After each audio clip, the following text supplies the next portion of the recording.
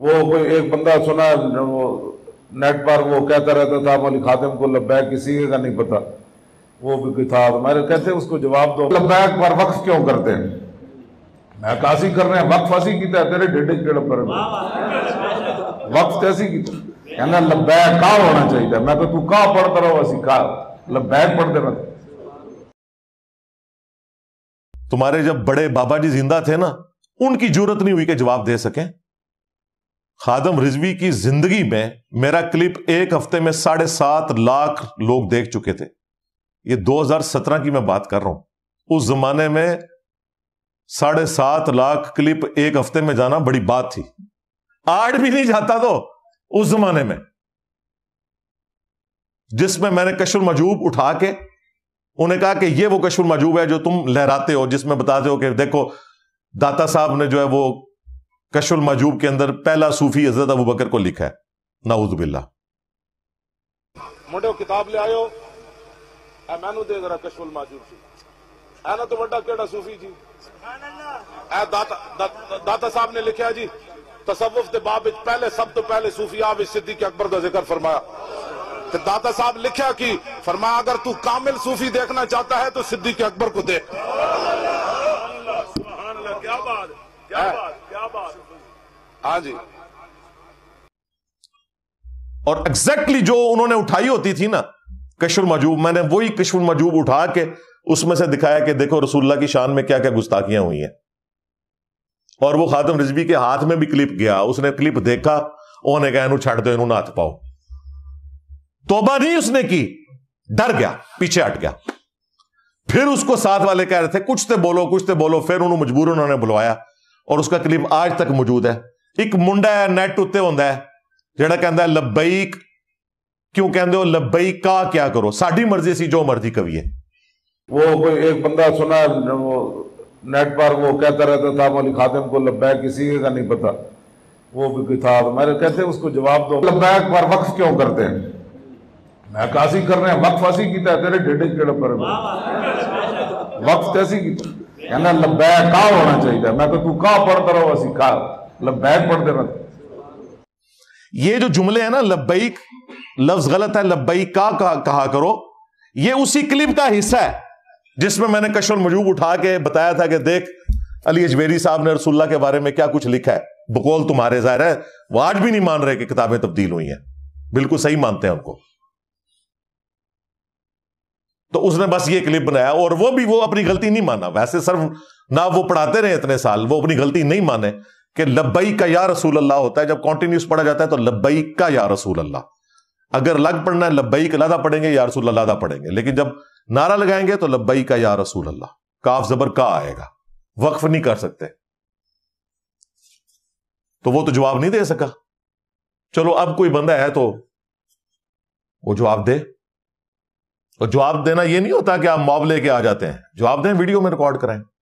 اچھا، اس میں اس نے نا ایک اور جملہ بھی بولا ہے اینڈ پہ، اس نے کہا کہ پورے ملک کے علماء اسے چیلنج کر رہے ہیں لیکن یہ باہر نہیں نکلتا، اندر بیٹھ کے ساری شیطنت پھیلا رہا ہے، اور جب علماء ملنے کے لیے جاتے ہیں اس کو جواب دینے کے لیے تو یہ باہر نہیں نکلتا۔ علماء کو جواب دینے کے لیے یہاں آنے کی ضرورت ہے، ویسے سارا اپنی اوٹ پٹانگ بکواسیات تم لوگ ویڈیوز میں ریکارڈ کراتے ہو، اور مجھے جواب دینے کے لیے ادھر آتے ہو، یہ شرارت کرنے آتے ہو۔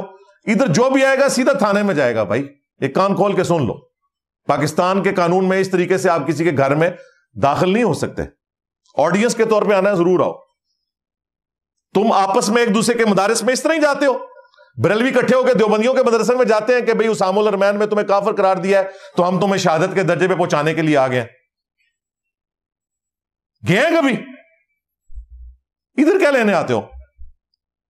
اور پھر دیکھیں اسے ریلیٹ کرتے ہیں کہ جی اس کا بڑا بھی بھاگ گیا تھا پیر میر علی شاہ صاحب سے۔ اس وقت کی اخباریں پڑھو کہ بھاگا دونوں میں سے کون ہوا ہے، یہ ایک ٹاپک الگ ہے کہ کون بھاگا تھا۔ ہمیں تو یہ بتایا گیا تھا جناب کہ جی وہ پھندا چوم لوں گا، وہ پھندا چومنے والے بھی سارے معافی نامہ لکھ کے دیتے رہے شروع سے لے کے آخر تک۔ ہاں جی، علم الدین سے لے کے ممتاز قادری تک سب نے معافی مانگی بھی ہے۔ چھوڑ دو، کوئی عزت ہے نا تو اس کو رہنے دو، چلو جی، پیر میلی شاہ صاحب نکلے تھے غلام احمد قادیانی دجال کے خلاف تمہارے بقول. اس وقت تمہارے پاس بڑا کون ہے؟ مفتی منیب صاحب ہے نا. جب ان کا اسٹیبلشمنٹ سے پھڈا ہوتا ہے تو کون صلح کرانے کے لیے باہر آتا ہے؟ مفتی منیب.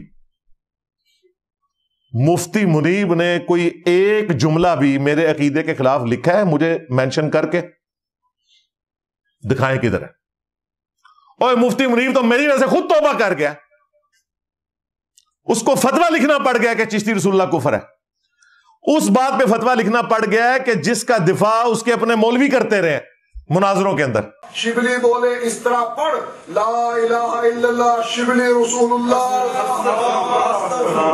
اور ختم نبوت کے ڈاکووں، شبلی کو رسول بنانے والوں، لا الہ الا اللہ چشتی رسول اللہ، لا الہ الا اللہ شبلی رسول اللہ.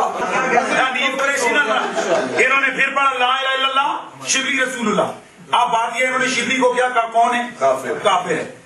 ان کے علماء نے لکھا شبلی نے جتنی باتیں کی حالت سکر اور مستی میں کی، خبردار زین ہار ہرگز ایسے صوفیاء کے بارے میں زبان نہ کھولنا. تم بکی جا رہے ہو، تمہارے کافر کہہ رہے نہ کھولنا، تم بکی جا رہے ہو. خبردار زین ہار ہرگز ایسے صوفیاء کے بارے میں زبان نہ کھولنا. تم بکی جا رہے ہو، تمہارے کافر کہہ رہے نہ کھولنا، تم بکی جا رہے ہو. خواجہ نے کیا فرمایا؟ سنو کہ میں کون ہوں اور کیا ہوں. محمد الرسول اللہ صلی اللہ علیہ وسلم کے دربار کے کمینے غلاموں میں سے ایک ہوں. کمینے غلاموں میں سے ایک ہوں. کمینے غلاموں میں سے ایک ہوں. اوے چیک کرو، مفتی منیب صاحب ہی اللہ کے فضل سے ریورٹ ہو چکے ہوئے. ہاں، مفتی منیب صاحب تو میرے مذہب پہ آ چکے ہیں. تو بقول تمہارے اس وقت پیر میل صاحب گئے تھے نا، تو آپ مفتی صاحب بالکل اگر تشریف لانا چاہیں تو ضرور آئیں، یا جواب دینا چاہیں تو دیں. جواب تو انہوں نے دے دیا، انہوں نے کہا کہ ٹھیک ہے میں کہتا چشتی رسول اللہ کفر ہے. لیکن مسئلہ اب یہ ہے کہ تم نے یہ ثابت کرنا ہے کہ تمہارا یہ عقیدہ نہیں تھا. تمہارا تو تھا، تم نے تو مناظرے کیے ہوئے. مفتی منیب نے تو فائر فائٹنگ کی کوشش کی ہے، وہ بھی ہم نے اسے کنڈیم کیا تھا کہ تمہارے معافی مانگنے سے مسئلہ نہیں حل ہوگا جب تک تم نے فتویٰ نہیں دینا اپنے بزرگوں کے اوپر، کیونکہ 100 سال پہلے تو یہ کتابیں نہیں بدلی ہوئی تھی.